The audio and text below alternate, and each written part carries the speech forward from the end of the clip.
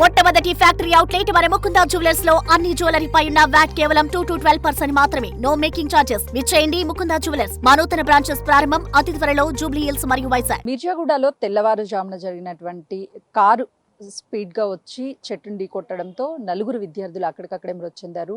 మరో విద్యార్థిని నక్షత్ర హాస్పిటల్లో ట్రీట్మెంట్ అందుతుంది. ప్రస్తుతం సంఘటనా స్థలాన్ని పరిశీలించేందుకు చెవెళ్ళ ఏసీపీ కొద్దిసేపటి క్రితమే ఇక్కడికి చేరుకున్నారు. అంటే కారు బీభత్సం ఏ విధంగా జరిగింది, ఆ కార్ని ప్రస్తుతానికి పరిశీలిస్తున్నారు. మనతో పాటు ఏసీపీ కిషన్ సార్ ఉన్నారు. సార్ చెప్పండి, ఈ ప్రమాదానికి గల కారణాలను గుర్తించారా? ఏమై ఉన్నాయి?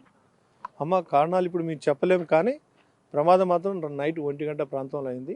కాలేజ్ ఫ్రెండ్స్ అందరూ కలిసి డిన్నర్ తర్వాత ఒక ఫ్రెండ్ని వదిలిపెట్టి మళ్ళీ రిటర్న్ పోయే క్రమంలో ఈ స్పీడ్ బ్రేకర్ దగ్గర తప్పించబోయి, స్పీడ్ బ్రేకర్ అంటే ఆడ మీడియం గ్యాప్ ఉంది, ఆ గ్యాప్ని తప్పించబోయి కంట్రోల్ కాక ఈ చెట్టుకు ఢీకొనడం జరిగింది. దాంట్లో ఉన్న 4 చనిపోవడం జరిగింది.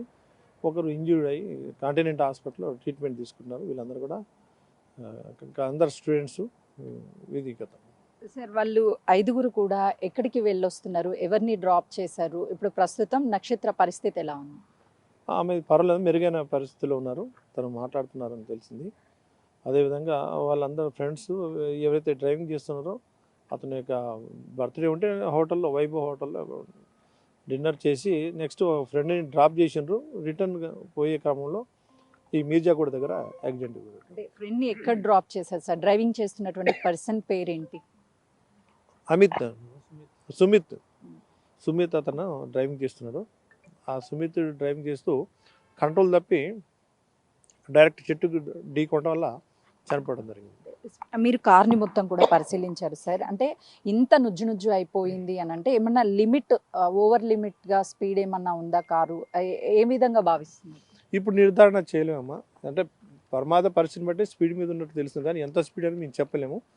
ఆర్టీఓ వాళ్ళంతా చేయాల్సింది. వాళ్ళు ఇన్స్పెక్షన్ చేసి ఆ స్పీడ్ని వాళ్ళు ఏ విధంగా ఎంత స్పీడ్ వచ్చిందో దానిలో వాళ్ళు ఫైనలైజ్ చేస్తారని మేము ఇప్పుడు నిర్ధారణ చేయలేము. వాళ్ళ రిపోర్ట్ని బట్టి మేము చెప్తాం. నక్షత్ర స్టేట్మెంట్ని రికార్డ్ చేశారా సార్? ఏం చెప్తున్నారు? అంటే మొదటి నుంచి ఈ కేసుని మీరు ఇన్వెస్టిగేషన్ చేస్తున్న పేరెంట్స్తో కూడా మాట్లాడారు. వాళ్ళు ఏం చెప్తున్నారు? అంటే పేరెంట్స్కి చెప్పే వెళ్ళారని చెప్తున్నారా? నక్షత్ర ఏం చెప్తున్నారు? అందరూ ఫ్రెండ్స్ కనుక దగ్గర అందరూ ఒకే లొకాలిటీలో ఉండేవాళ్ళు కనుక కామన్గా బయటికి వెళ్ళినారు, తిని వస్తారా అనుకున్నారు. బర్త్డే కనుక వాళ్ళు తిని వచ్చే క్రమంలో డ్రాప్ చేసి రిటర్న్ క్రమంలో ఈ యాక్సిడెంట్ గురి కావడం జరిగింది. నక్షత్ర ఏం చెప్తుంది సార్? ప్రమాదం ఎలా జరిగింది, ఆ టైంలో ఏం జరిగిందంటే? అదే స్పీడ్ పోయేటప్పుడు స్పీడ్ బ్రేకర్ మధ్యలో మీడియం గ్యాప్ ఉంది. ఆ క్రమంలో జస్ట్ లెఫ్ట్ టర్న్ తీసుకునే టైంలో కంట్రోల్ ఓవర్ స్టీరింగ్ కంట్రోల్ అయిపోయి లెఫ్ట్కున్న చెట్టుకు ఢీకోవడం వల్ల ఈ ప్రమాదం అయింది. చెట్టుకు ఢీకోవడం వల్ల ఎక్కువ కొలిజన్ వల్ల అయింది. నలుగురు చనిపోయినటువంటి వాళ్ళు ఏ ప్రాంతానికి చెందిన వాళ్ళు సార్? వీళ్ళు ఎక్కడికి వెళ్తున్నారు డ్రాప్ చేసి? తన లోకాలిటీ కోకాపేటలో ఉన్నాయి వాళ్ళ ఇంట్లోని. అక్కడే అంత సేమ్ లోకాలిటీలో 3-4 ఉంటాను. అక్కడికే పోతున్నారు అందరు కలిసి కూడా.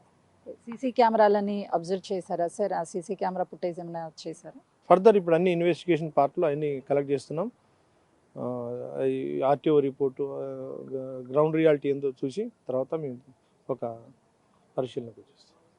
ప్రస్తుతానికైతే ఈ కేసుని ఇన్వెస్టిగేషన్ చేస్తున్నాము. సీసీ కెమెరాల ఆధారంగా అంటే కారు అటు నక్షత్ర స్టేట్మెంట్ని రికార్డ్ చేసినప్పుడు ఆ స్పీడ్గా వస్తున్నటువంటి కారు కంట్రోల్ ఆగలేదు, అక్కడ స్పీడ్ బ్రేకర్ని తప్పించిపోయి చెట్టుని ఢీకొట్టారు అని చెప్పేసి నక్షత్ర స్టేట్మెంట్ని రికార్డ్ చేశాము. అక్కడ ఉన్నటువంటి సీసీ కెమెరాలన్నింటినీ కూడా పరిశీలిస్తున్నాము. కేసు అయితే ప్రస్తుతం ఇన్వెస్టిగేషన్లో ఉంది అని చెప్పేసి చెవెళ్ళ ఏసీపీ చెప్తున్నారు. కెమెరామెన్ వంశీతో సుజాత, మిర్యాగూడ.